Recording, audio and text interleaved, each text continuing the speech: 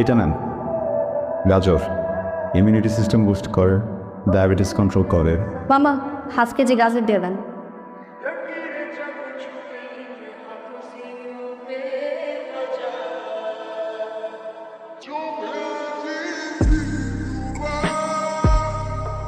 আপনার নাম? ইরা। এখন আমার মোবাইল নাম্বারটা আপনি চাবেন? না, অধিকার হওয়ার আগে চাবো না।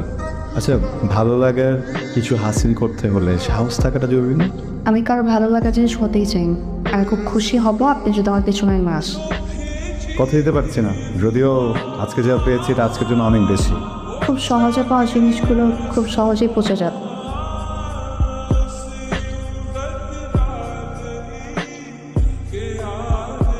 সরি, আমি তো আসলে চতুর্থ তলে যাচ্ছিলাম।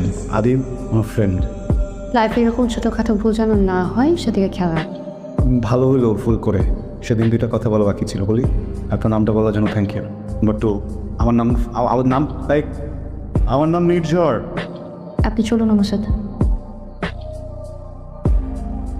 আপনি আমার ব্যাপারে কিছুই জানেন না, এই জন্য আমার পিছনে পড়ে আছেন। নির্ঝর, আমি ম্যারিড। খুব লাগলো না ভেতরে? আপনি কষ্ট পান এটা চাইনি বলে আপনাকে বলেছিলাম সরে যেতে। আপনি আমার কথা শোনেননি। আমার এখন যেতে হবে। ভালো থাকবেন। বুঝতো খবরটা সত্য, মেয়েটা বিবাহিতা।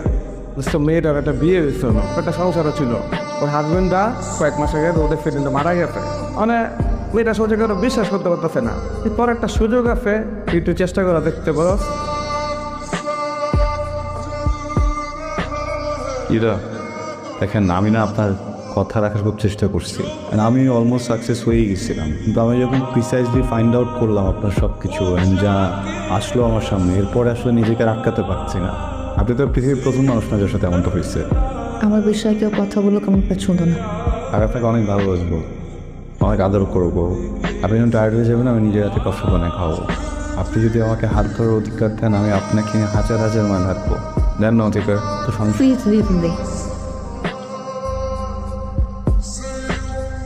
আমি আসলে শিওর যে আজকে আপনাদের বাসায় গরুর মাংসের সাথে আলু দিয়ে ঝোল করেছেন, তাই না? এত সুন্দর ফ্রেগরেন্স ছিল, আমি রাস্তা দিয়ে যাচ্ছি কোনোভাবেই যেতে পারলাম না, কি যেন টেনে আমাকে উপরে নিয়ে আসছে। আমি আপনাদের সাথে একটু খাই। যে দেখেন, উনি সবসময় আমার দিকে এভাবেই তাকিয়ে থাকে।